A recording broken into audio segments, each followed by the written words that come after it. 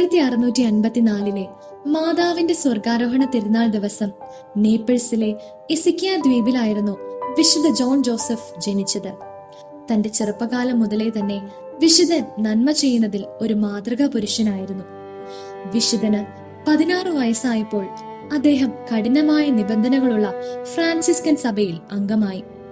തന്റെ സഭയെ ഉന്നതിയിലേക്ക് നയിക്കുവാനുള്ള വിശുദ്ധന്റെ പ്രവർത്തനങ്ങൾ മൂലം 3 വർഷങ്ങൾക്കുള്ളിൽ ഒരു ആശ്രമം സ്ഥാപിക്കുക എന്ന ദൗത്യത്തോടെ വിശുദ്ധൻ പിറ്റ്മോണ്ടിലേക്ക് അയക്കപ്പെട്ടു. ആശ്രമത്തിന്റെ നിർമ്മാണ ജോലികളിൽ വിശുദ്ധൻ തന്റെ സഹായം നൽകുകയും അവിടെ പരിപൂർണ നിശബ്ദതയും സന്യാസപരമായ അന്തരീക്ഷം നിലനിർത്തുകയും ചെയ്തു. ഒരിക്കൽ ജോൺ ആശ്രമത്തിലെ ദേവാലയത്തിൽ പ്രാർത്ഥനാ നിരതനായിരിക്കുന്ന സമയത്ത് അദ്ദേഹം ഒരു പ്രത്യേക ആനന്ദ നിർവൃതിയിലാവുകയും നിലത്തുനിന്നും ഉയരുന്നതായും കാണപ്പെട്ടു. പിന്നീട് തന്റെ മേലധികാരികളുടെ ആവശ്യപ്രകാരം വിശുദ്ധൻ പൗരോഹിത്യ പട്ടം സ്വീകരിച്ച് ഒരു പുരോഹിതനായി തീർന്നു.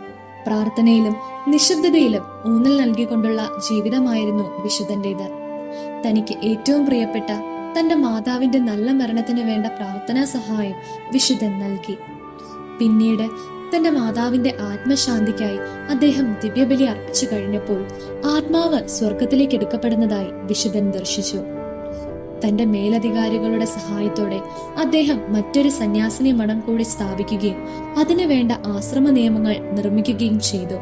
ആശ്രമത്തിലെ ശിഷ്യന്മാർക്ക് മുന്നിൽ എളിമ, മതപരമായ അച്ചടക്കം തുടങ്ങിയ ഏറ്റവും ഉന്നതമായ നന്മകളുടെ ഒരു മാതൃകയായിരുന്നു വിശുദ്ധൻ. വിശുദ്ധന്റെ പ്രവർത്തനങ്ങളുടെ പ്രതിഫലമായി നിരവധി വരദാനങ്ങൾ കൊണ്ട് ദൈവം വിശുദ്ധനെ അനുഗ്രഹിച്ചു.